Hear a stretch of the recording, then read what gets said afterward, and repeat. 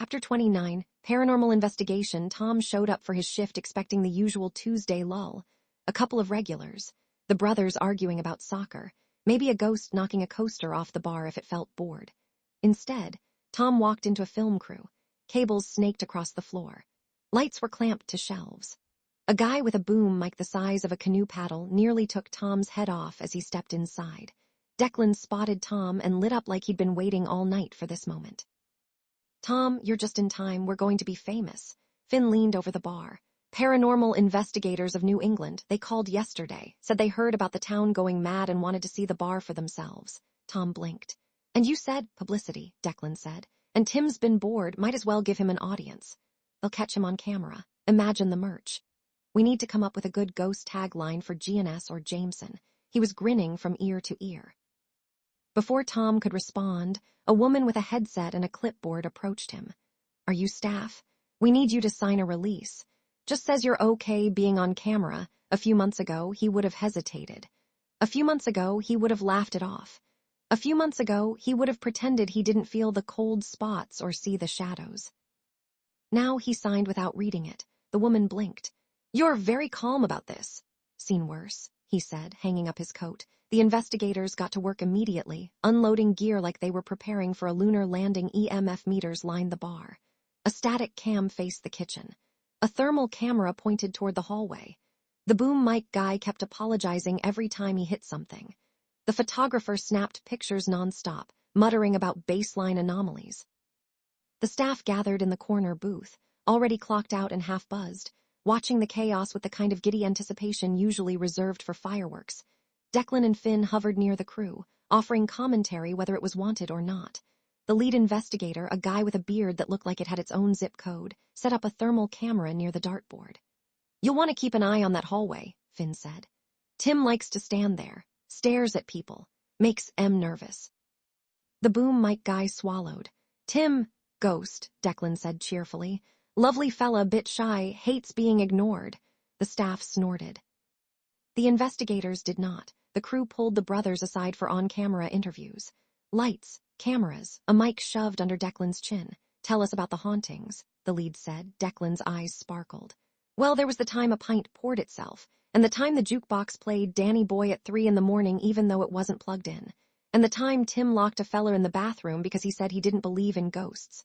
Finn nodded gravely. "He believes now." Staff howled. The investigators looked like they were reconsidering their career choices.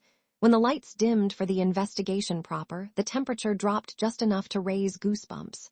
Tom felt Tim before he saw him. A familiar pressure in the air. A familiar stillness. A shadow moved in the hallway. The thermal camera beeped. The EMF meter spiked. The photographer gasped. "Did you see that?" the lead whispered. "Yeah," Tom said, leaning on the bar. "That's Tim, don't block the hallway, he hates that." Investigators stared at Tom like he had just introduced them to royalty. A glass clinked on its own at the far end of the bar. A stool shifted. A cold breeze brushed past the woman with the recorder and she yelped.